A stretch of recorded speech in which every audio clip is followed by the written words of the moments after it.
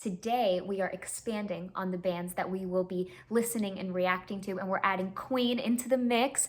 I'm so excited because I've had this planned and scheduled for so long, and now that the day has finally come and we're here, I can't even believe it. I can't even process that this is happening right now. I'm so over the moon. So yeah, we're gonna be starting with Queen 1, Side 1. It's only 4 songs, so we're going to be reverting back to the new way of listening. We're gonna listen to the full side all the way through one time around, and then we're going to be giving the analytical listen the second time around.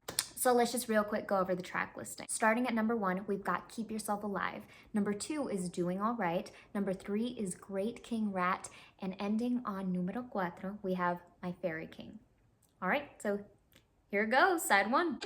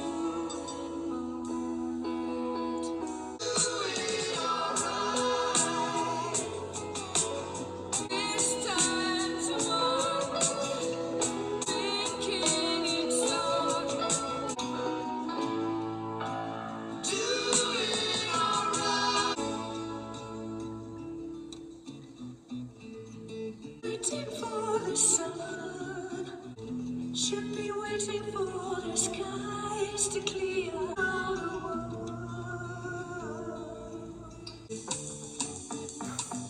Anyway, I got to hide away.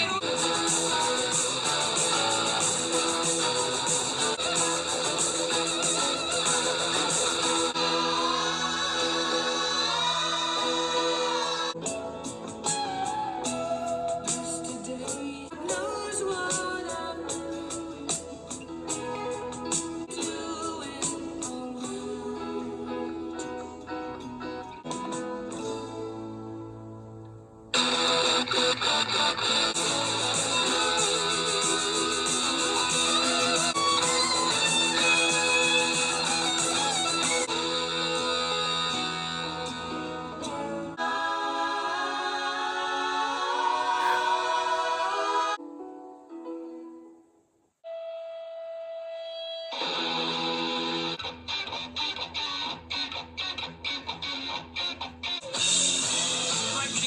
today, born on the 21st of May, always wanted by the Lord.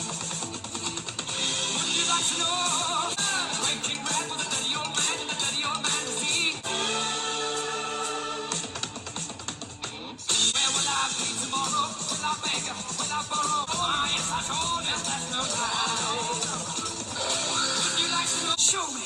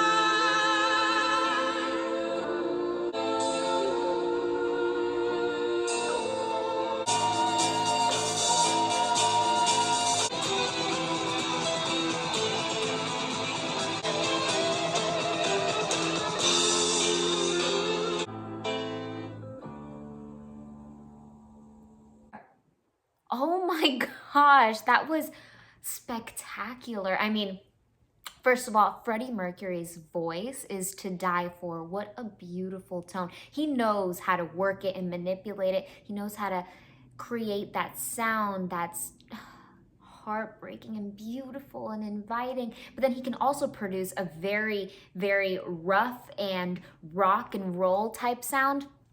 It's actually really interesting because I feel like he incorporates so many different approaches to create his very own style, but he's also very selective on what approach he's going to use depending on the song or even the part in the song. For instance, there are times where he has this very classical approach where it's almost operatic, where he's at this place in his head voice, but it's extremely supported, full support. We have like this full deep sounds coming from these high notes. But then he also has this approach sometimes that's a little bit more broad and it's more belty. It feels a lot more theatrical and musical theater type. And he's also able to make a more poppy sound and then a harder rock sound. And then the mix of all those different sounds together creates the island that only Freddie Mercury lives in alone. And it's really interesting too to look at what the whole band does together. Like they play with a lot of rhythmic devices. I've noticed that between sections,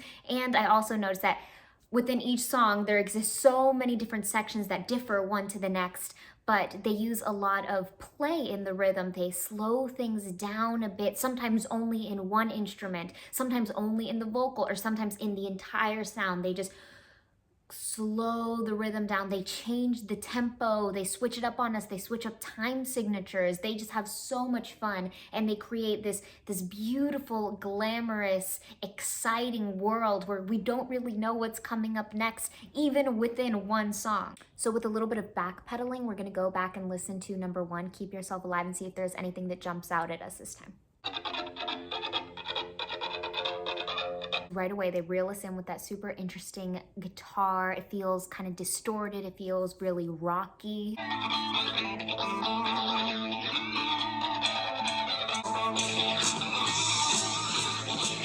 They do an excellent job of kicking in that percussion and allowing the sound to feel a little bit more fully developed.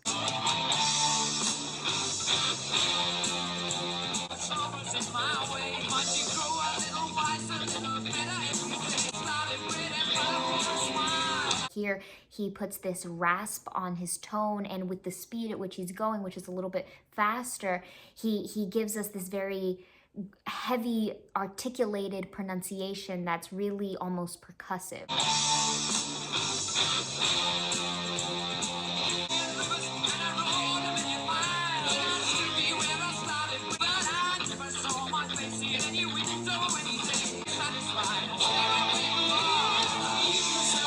Before making it to the gratifying moment of the chorus, we had a transcending chord, right? We had a moment where the music kind of took flight and we had some sort of 7 thrown in there.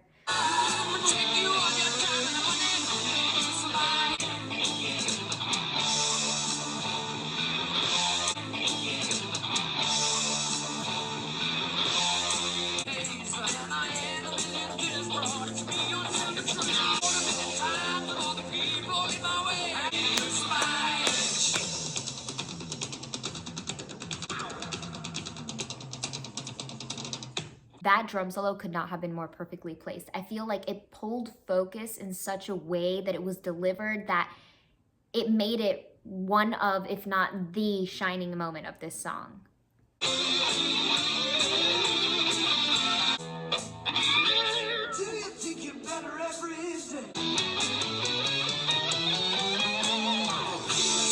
Having that little moment as a transitional device was brilliant because it almost feels like they're about to completely switch up the song on us and introduce us to a completely new section, but then they bring us right back around. So it's almost like they baited and switched us.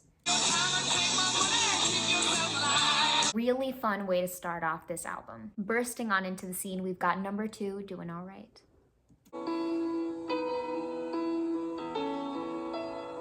I gotta admit that Doing All Right had me at hello. I mean, even before the vocal was introduced, just this piano intro, such a beautiful, compelling, heartbreaking melody, gorgeous with this thick, echoey reverb.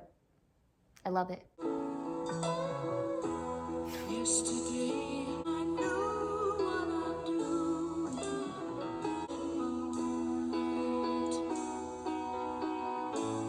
And before we get to the doing all right section or the chorus or the B section or whatever we're gonna call it for Queen, we can hear in the instrumentation the music starting to shift and then starting to play with beats and the time just a little bit.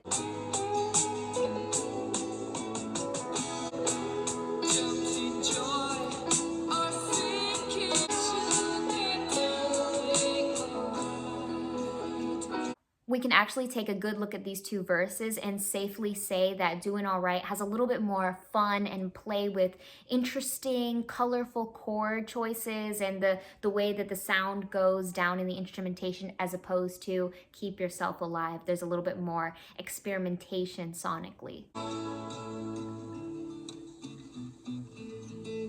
For a transition that was actually pretty obvious and quite abrupt, that was pretty smooth. That was pretty smooth and flawless for something that was just gonna be like, bam! We're in a new section now. Should be waiting for the sun. Should be waiting for the skies to clear. This is what full-on commitment to switching it up looks like. So down in the instrumentation, the prominence has switched to this beautiful light acoustic guitar. Every time in all the world, I got to hide away. Bam, we have that blast of that distorted guitar to rock up the song a little bit.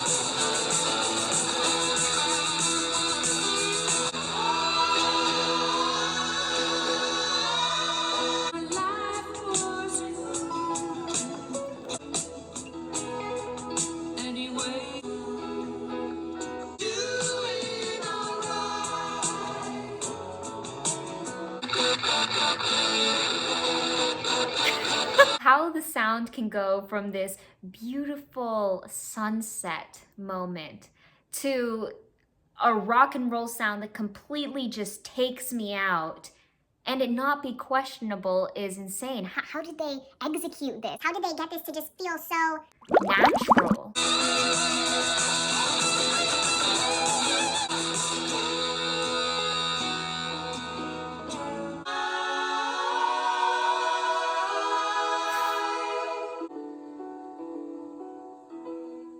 You can definitely rock out to this song. There are so many crazy, intense moments that are, heavy and hardcore. But at the same time, this song made me want to cry. At the end, that guitar moment was almost equivalent to that drum solo in Keep Yourself Alive. It was that important and had that much weight, but I'd say that it's actually a tie between that and the consistency of the bass line in this song and how beautiful it sounded. Coming in second to last, we've got Great King Rat, and that is a great name. It sounds very satirical.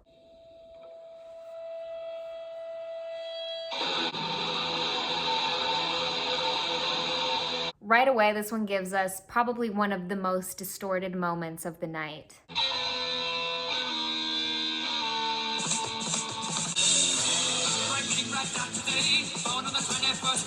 Based on the way that the vocal is being delivered, it feels like it's almost but not quite a rap. Like it feels like he's almost rapping but not fully. But then you pair that with the instrumental line and the way that the chords are going and progressing. There's something kind of Spaniard to it. So it's not quite rap, but it's also not quite Spanish music either, but maybe they're grabbing elements of the two and the collision is creating their very own sound.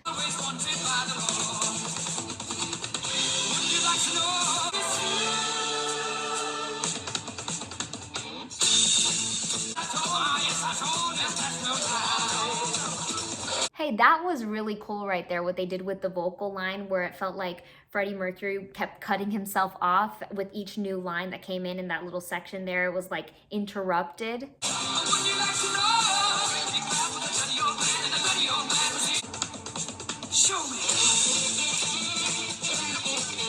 I get the sense that we're getting Queen's spin on the call and response device where Freddie Mercury saying, "Show me," and then we get this parade and collage of guitar and this amazing moment here. It feels like this is what's being shown.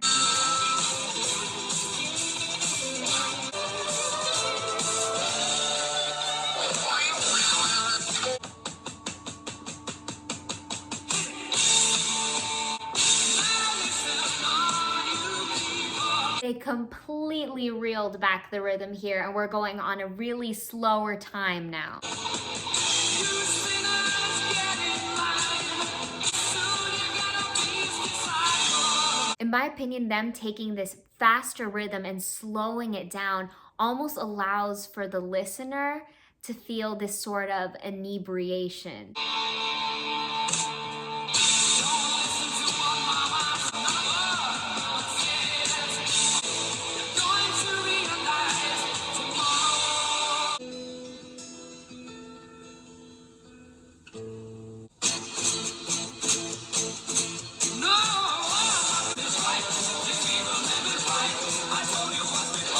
That Spanish flair is definitely brought back up, and I feel like it was leaned into a bit more with the way that those guitars were being played.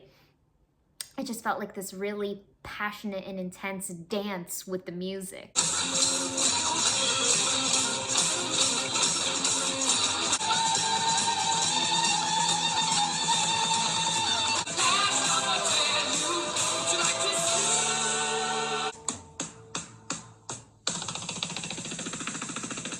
Ending the song there with that drum solo and that little rumble there was really unique. I really, really like that a lot. Y terminamos la noche con My Fairy King, which is arguably my favorite song of this side. And I only say arguably because there's this little voice in the back of my head that, as I said it, was yelling at me and was like, What about doing all right? and then there's also the thought that listening back to Great King Rat this time around made me like it even more than I did the first time, which makes me think every time I listen to it, it's going to keep growing and growing on me to the point where it's one of my favorite songs ever. And there's also the chance that by the time I'm editing this, my favorite song is Keep Yourself Alive. So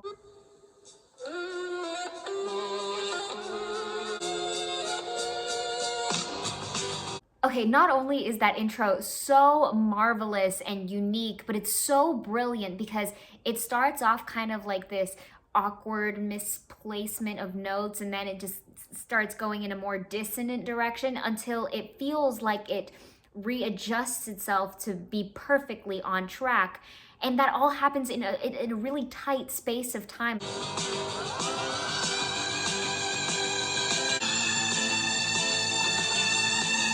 And we've talked about how Freddie Mercury explores all these different approaches and techniques. Here, it almost feels like he's taking the approach of really high electric guitar sound technique. In the land where horses born with it, forever 2 years, with no deer and no giants fly like sparrows through the air. The way that the harmonies, the vocal harmonies are executed, the way they move together, it feels almost like the string section of an orchestra. It feels like we've got some violins and some violas in there inside vocal cords.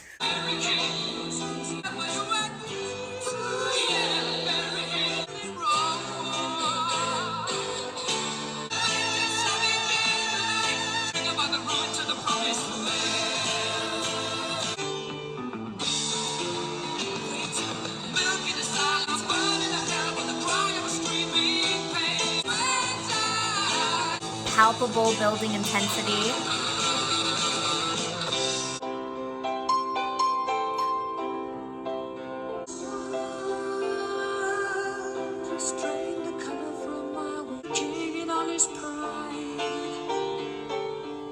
This is such a good, gripping, juicy minor moment. Change the winds and run the tide. The Mercury, look what they done to me.